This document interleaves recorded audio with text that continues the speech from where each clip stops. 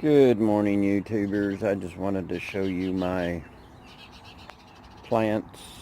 These are all jalapeno peppers.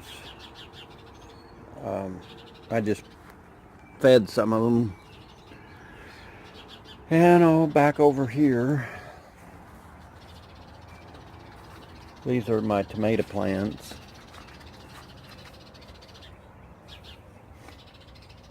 They're all doing really well.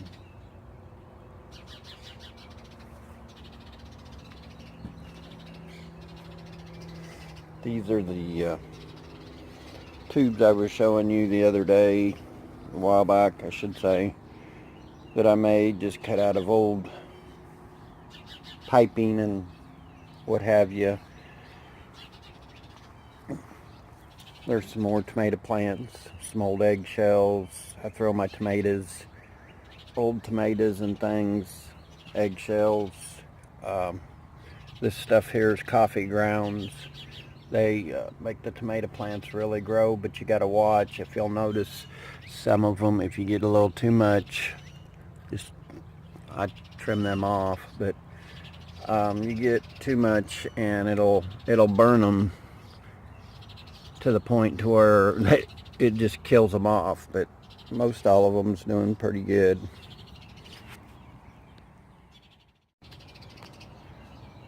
I just kind of want to keep it short and sweet and to the point. I know we all talk about tools, and there's, several in the community that are, I consider preppers or people that are prepared. But, I just have a simple question to ask you. If something, say, happened tomorrow with our grid, and just say you lost power for 10 days, do you have enough food, water, supplies for even 10 days or even a month? I'm sure the grid would be down longer than that. How do you plan on protecting your family, your kids? How do you plan on getting anywhere? Everything probably within 3 days is going to be out. You're not going to be able to run to your local grocery store. The trucks aren't going to be moving. You're not going to be able to go to an ATM. Do you have enough money that you could barter, or you could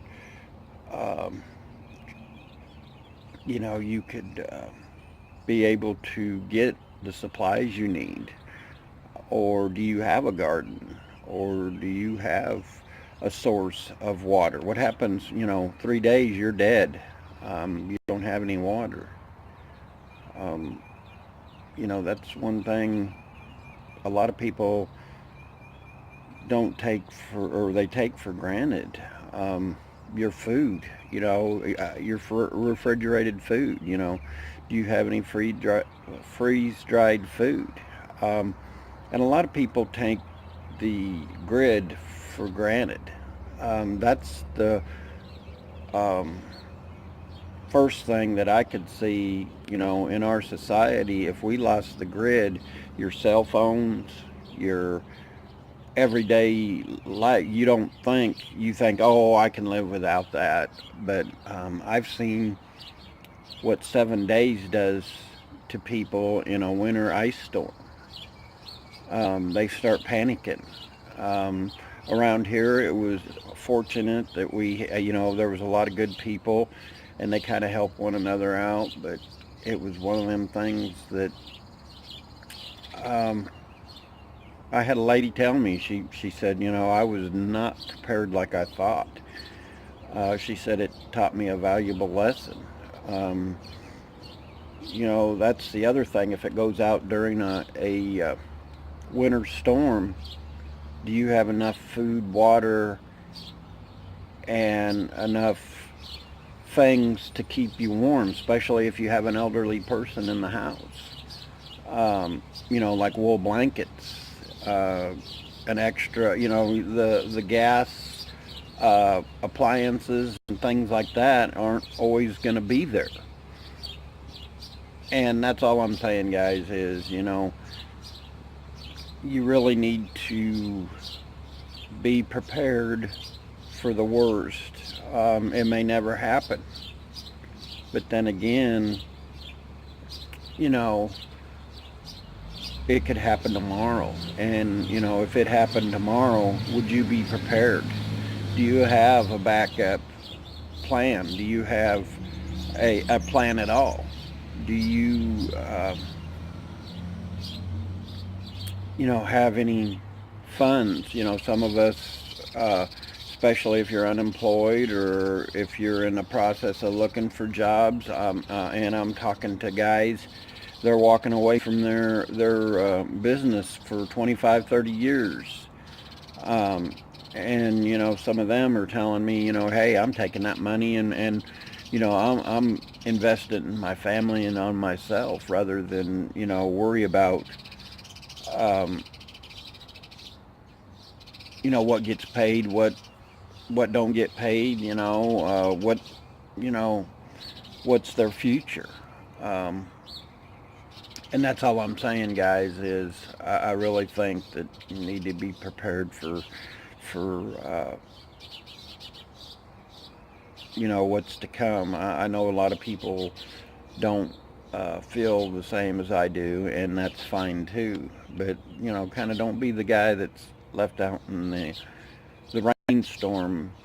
And I've got buddies that, man, they've stockpiled guns and everything, but like I tell them, what good are the guns and that if you haven't put back food, water, and that? And they think that if they have the guns and that,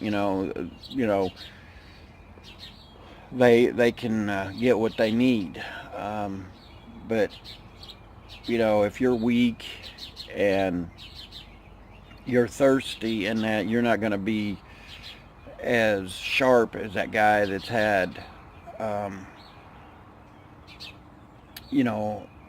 drinking water, food put back, things like that. And another thing I'd like to bring up, I've got a friend that, he's got food, water, and things, but I noticed on one section of his, what I call bug out area that he plans on keeping and taking with him. I noticed that he had a lot of sugary drinks like Kool-Aid and Hawaiian Punch and things like that. Guys, I'm here to tell you, your sweets and things like that, candy bars and things, yeah, it's good to have, but you got to remember the sugar is going to make you more thirsty. And those of you that have, high sugar levels and things, you can vouch for. I can notice it when I work in the yard and things. I get a lot more thirsty. I get a lot drier. I drink a lot of water. And I notice if I overdo my sugar, you have a tendency to drink more water. And that's something you got to take into consideration. Your sweets and things like that are going to take plenty of water, and same way with alcohol. Excuse me. I gotta grab a drink here.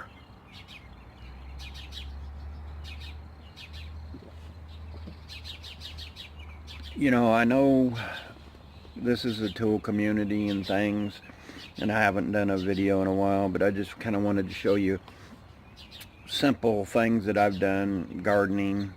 Some of them were seeds. Most all the peppers and that was from seeds. The couple tomato plants there were from from, you go down to your local co-op or whatever, but 90% of them are seeds. And that's one thing you got to do is be prepared now. Um, I've done gardens in the past. I've kind of got away from it, and I wanted to do them just simple things just to see how well it was going to go. Um, you know, I'm doing other things around here, making some water tanks to catch the rainwater and things like that. And that's all I'm saying, guys. Be prepared for the worst. We're living in a time that, I really feel that you're going to have to fall back on the old ways of doing things. And why not be ahead of the game? Don't start when it happens. And that's what I was saying, have money put back. And I'm not saying that that's going to help you. I would rather see people put food, water, things like that back. But if you have a little bit of money and that, tax money, if you have a retirement that you can borrow against, that's not going to be any good if you everything collapses. So why not take a little bit of it, invest it in yourself, your family. If I had to do it over, that's what I would have done. I would have bought me a small piece of property, and I'd have grown. I don't know, guys. It's just something I thought I'd share with you today. Some people may not watch this video. Some people may not be too concerned. I'm researching stuff off the internet. It's just one of them things that I felt I wanted to share it with you guys. It's just, I see a lot of things happening, and I see a lot of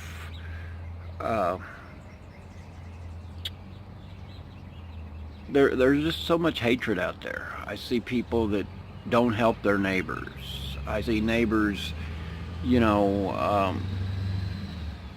ignoring neighbors, that they could wave at, say hey to, and they just get in their car.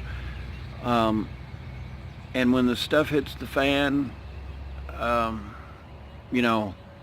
loyal are they going to be to one another?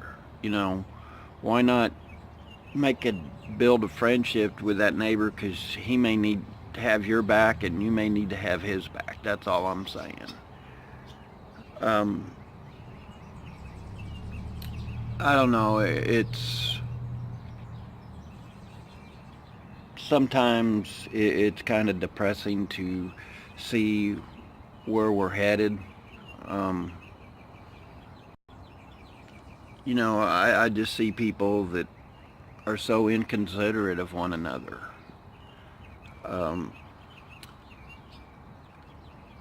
This video's probably too long. I just, wanted to kind of put it out there. If you can, go out and watch H&H Country. I know he's in the process of being relocated once again and that. And TJ, if you need to call me or whatever, just let me know. Hopefully you got my number. It's just one of them things. I think we're going to have to band together as a group. And, if something happens, I really would like it that some of my YouTube family had my back, because we've got a bunch of stand-up guys, we've got a bunch of people that care about one another. It proves it in the Tool community, the different ones that's help Marco out, and you have Marco and all these guys. But you know, at the end of the day, the tools and things don't matter. The things that matter to me is the friendships, and you know, the good-hearted people. And you know, I've had a lot of time to reflect on a lot of things, and friends and people that have your back means more than the material things. The material things come and go, but you know, it's hard to replace a human being. It's hard to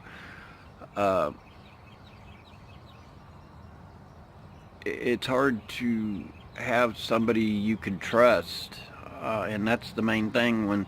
When the stuff does hit the fan, you know, how many people around you can you trust? And you'll be surprised on the people that turn on you for food, water, whatever. And you know, I've seen a lot of people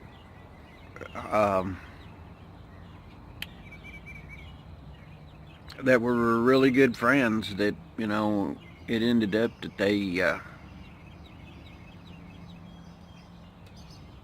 they're no longer friends or whatever. And like I said, this video is probably too long. I may cut it down. But once again, like, share, comment, subscribe.